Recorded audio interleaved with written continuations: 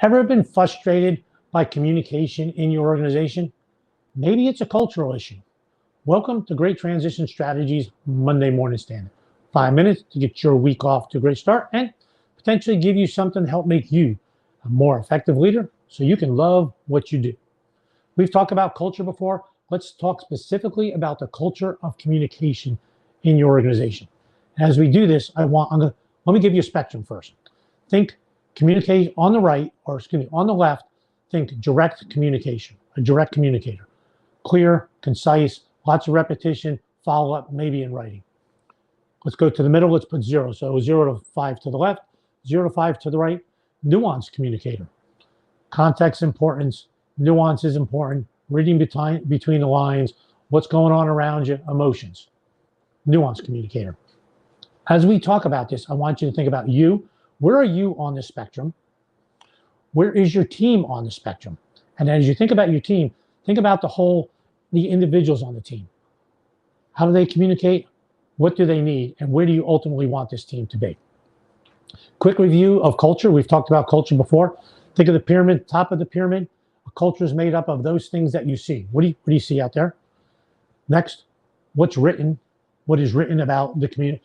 Mission, vision, values. That's an important part there. Next, what's not talked about? What are the underlying assumptions that are there? Things that are just understood in this organization. That's where an organization works. A culture is going to develop organically if you are not deliberate about it. Think about being deliberate. Stability of a culture. Last one here. Stability of a culture. Organizations, stability is not good or bad. It's just stable. It is difficult to change a stable culture, which comes from people working together for a long period of time, passing down, this is how we do things. And those things are not talked about in an organization. Now let's talk specifically about your communication, the culture of communication in your organization. What do your people need? Think about the spread of individuals. I'm going to use examples to do this. This is not prescriptive. This is for you to think about. What do I want for my culture, and how can I influence it? Suppose you are new to a team. You've come to lead a team that's been around for a long period of time. They've worked together for a long period of time. They're probably nuanced in their communication because they've worked together for so long. You're new. You want to be more directive. You're in a team meeting and you're very directive. This is what we want. This is when we want it. Tell me, you read back to me, what are you going to do? When is it going to be done? Okay, great.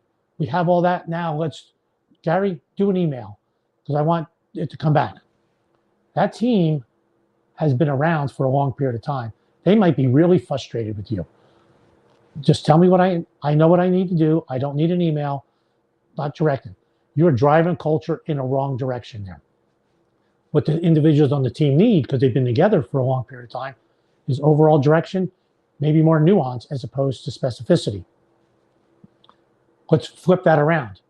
You are now a nuanced communicator with this team. Maybe you've been in an organization that you've run at the top with individuals that you understand each other and your communication is nuanced. You understand how you're working. Now you're with a new team. That team needs to understand the direct, the conciseness. Maybe they need things in writing. Maybe you go to a meeting, say, I think it would really be great if we did an offsite once a quarter. And then you leave the meeting. Individual on the team, are we doing an offsite or are we not doing an offsite? How do offsites work here? What does your team need? So as you look at your organization, where are you on this spectrum? Where are the individuals on your team on the spectrum? There's probably a dot you could put on the graph, say this is where they are, but where are they spread around? What does your team need for you so you can get them where you want them to be? So you have the correct level, the correct culture of communication in your organization. I've seen organizations work really well.